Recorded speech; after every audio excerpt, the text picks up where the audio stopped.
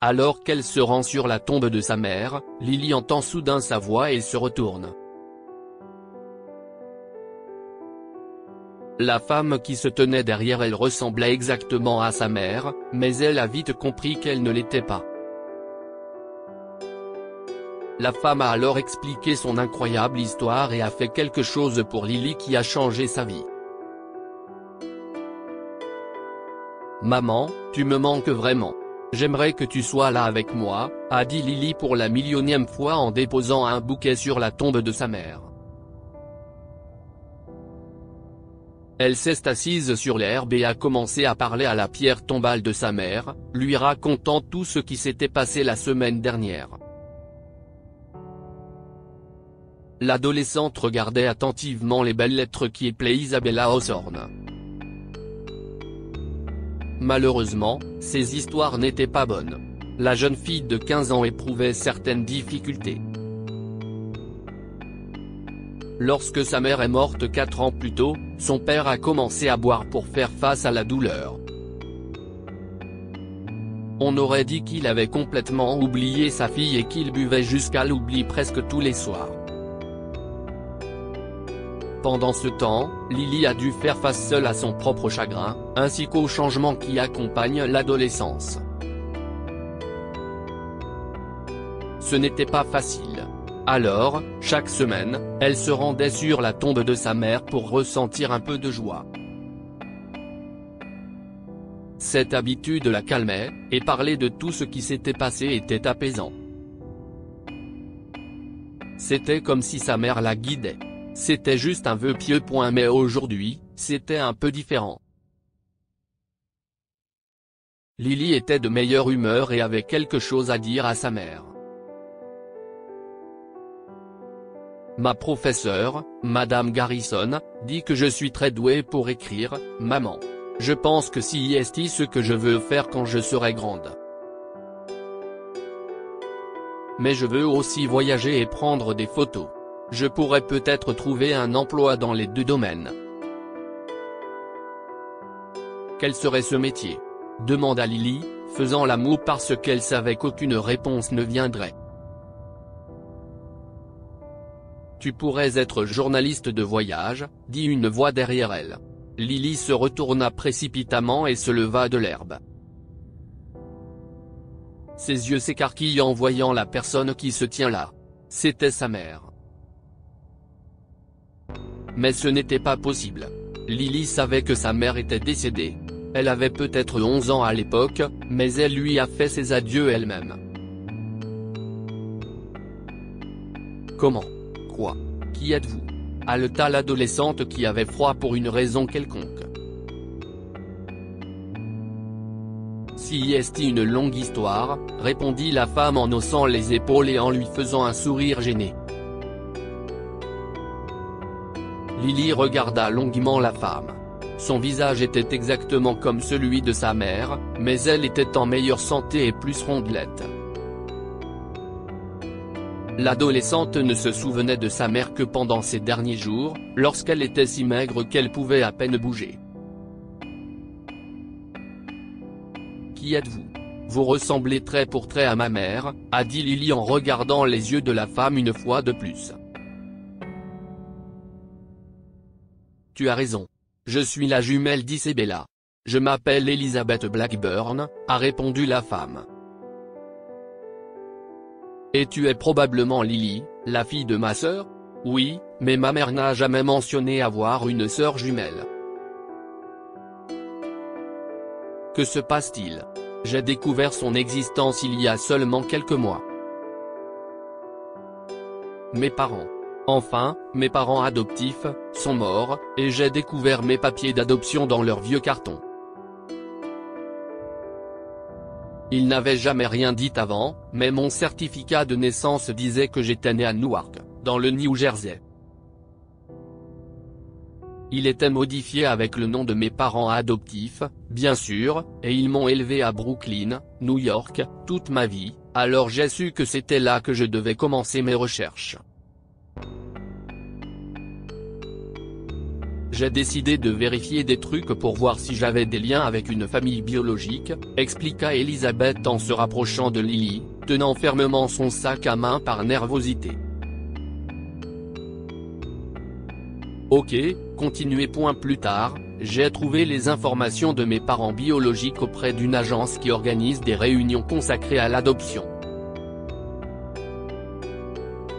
Si est un truc où les parents biologiques et les enfants adoptifs peuvent se retrouver, mais les deux parties doivent donner leur accord et signer des papiers.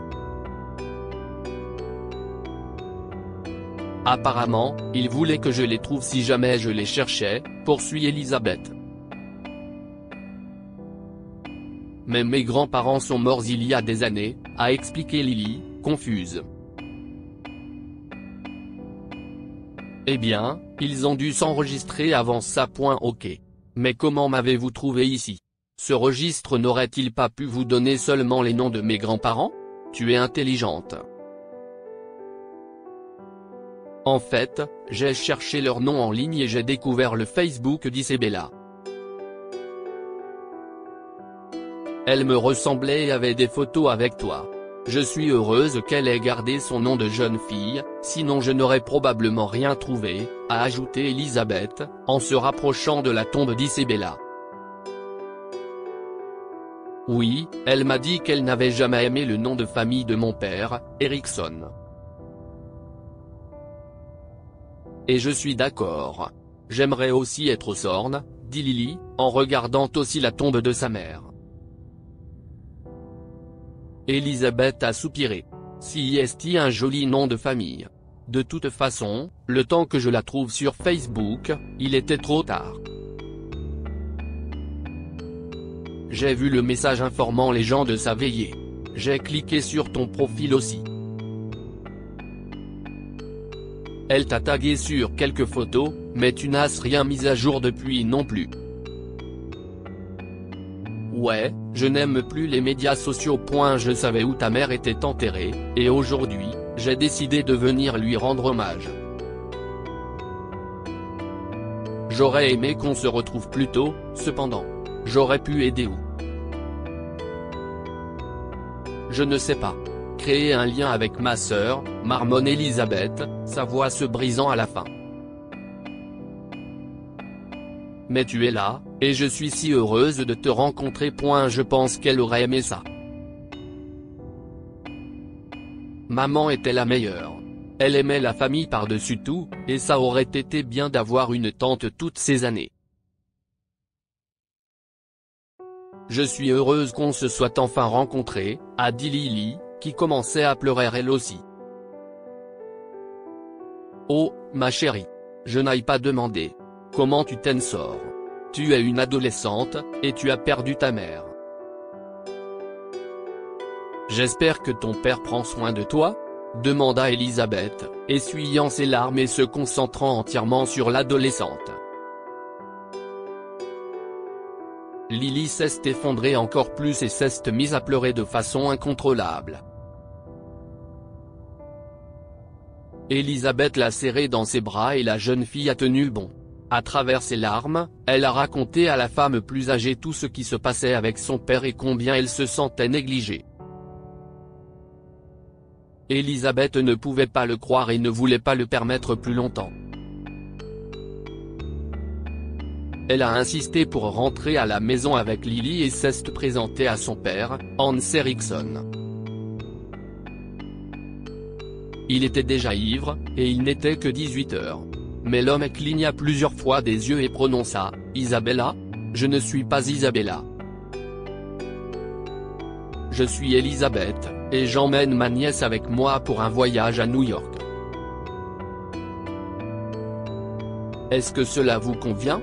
Demanda la femme, n'attendant pas de réponse et disant à Lily de préparer un grand sac. Hans était encore ivre mais n'a pas dit un mot en regardant sa fille partir. Elisabeth a conduit Lily jusqu'à sa maison à Brooklyn, qui était à 1 heure de route. Les jours ont passé tandis qu'elle montrait à sa nièce les meilleurs endroits de la ville.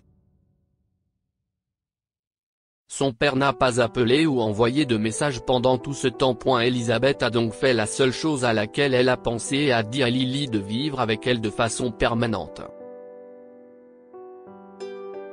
Elle est retournée à Newark avec les papiers qui lui donneraient la tutelle complète de sa nièce, et le père de Lily a signé sans problème, sans même poser une seule question sur sa fille. Elle a fait un signe de la tête à l'homme et a retourné dans sa voiture. Grâce à sa tante, Lily a réussi à s'épanouir dans sa nouvelle école et a obtenu une bourse d'études à l'université de New York, où elle a étudié le journalisme et pris des cours de photographie en parallèle. Elisabeth était là lorsqu'elle a obtenu son diplôme avec mention et n'aurait pas pu être plus fière lorsque Lily a obtenu un stage chez Condé Nast, ce qui l'a conduite à une carrière fantastique, à voyager dans le monde entier et à documenter ses expériences. Pour Lily, sa tante était comme un cadeau de sa défunte mère. « Merci, maman, de me l'avoir envoyé », pensait-elle presque chaque soir de sa vie. Que pouvons-nous apprendre de cette histoire? Soyez reconnaissants pour les personnes que vous avez dans votre vie. Ils peuvent disparaître en une seconde. Lily a perdu sa mère à cause d'une maladie, et il semblait qu'elle avait aussi perdu son père. Heureusement, elle a rencontré Elisabeth, qui l'a sauvée. Ne laissez pas les vices prendre le dessus sur votre vie. Le père de Lily n'a pas pu faire face à la perte de sa femme, alors il a perdu tout ce qui comptait. Partagez cette histoire avec vos amis. Elle pourrait égayer leur journée et les inspirer. Si vous avez aimé cette histoire, vous aimerez peut-être celle d'une femme dont les enfants ont vendu la maison et l'ont négligée par la suite. Cette histoire est inspirée par l'histoire d'un de nos lecteurs et écrite par un rédacteur professionnel. Toute ressemblance avec de véritables noms ou lieux est une pure coïncidence. Toutes les images sont utilisées uniquement à des fins d'illustration. Partagez votre histoire avec nous. Elle changera peut-être la vie de quelqu'un.